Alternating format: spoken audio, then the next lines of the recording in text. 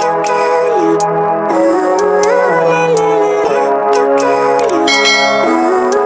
hi! Welcome and welcome back to my YouTube channel. And for today's tutorial guys, ituturo ko sa inyo kung paano nga ba mag-delete ng account sa Facebook permanently. But first, kindly subscribe to my channel and don't forget to hit the subscribe button and the bell to notify you for my new updates. And if you want to learn more, just keep on watching and let's start. So ayan guys, for today's video, mag-open lang tayo ng ating Facebook app. And make sure guys na nakalogin yung account ninyo na gusto nyong i-delete.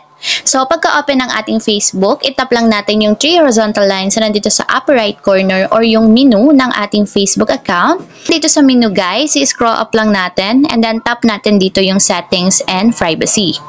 Then, after nyan, tap naman natin yung settings. And then, dito sa settings and privacy, itap natin dito yung personal details. So, tap lang natin.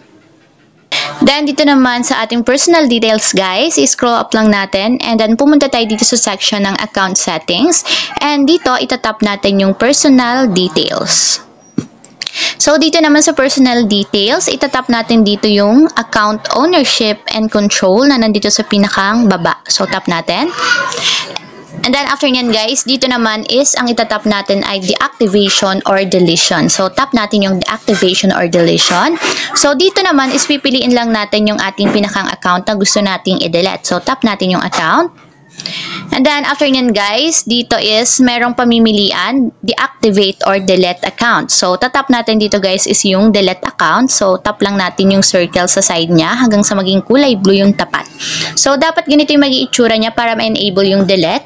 Then, kapag okay na, tap natin yung continue dito sa baba. And then, dito maglalagay lang tayo ng reason kung bakit gusto nyong i-delete ang inyong Facebook account. So, for example na lang is, I spend too much time on Facebook. So, tap natin itong pinakang unahan. So, dapat kulay blue din yung circle niya sa side. Then, kapag okay na, tap natin yung continue. Then, after yun guys, tap ulit natin dito yung continue. Then, after yan guys, scroll up lang natin and pumunta tayo dito sa pinakang baba para ma-continue lang natin yung pagde-delete ng account. So, tap na natin yung continue.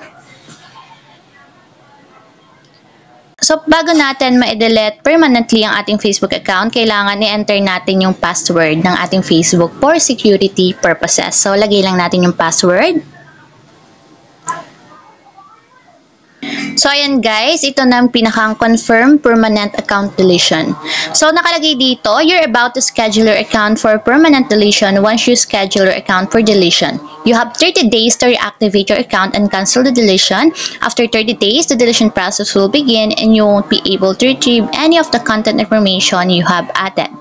So, sabi dito guys, is kapag daw in-schedule na natin ang permanent deletion ng ating Facebook account, after ng 30 days na hindi natin ino-open yung account na yon, automatic talaga mabubura na siya.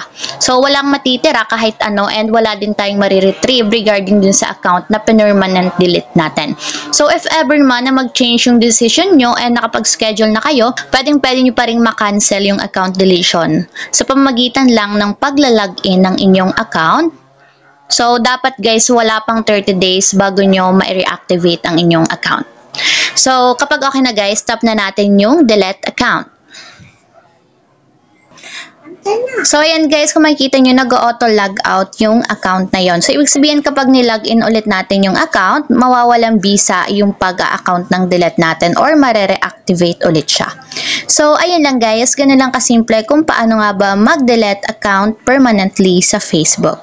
If you have a question, can you comment down below and don't forget to hit the subscribe button and the bell to notify you for my new updates.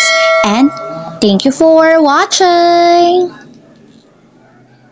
Living life, every day, late at night, not okay.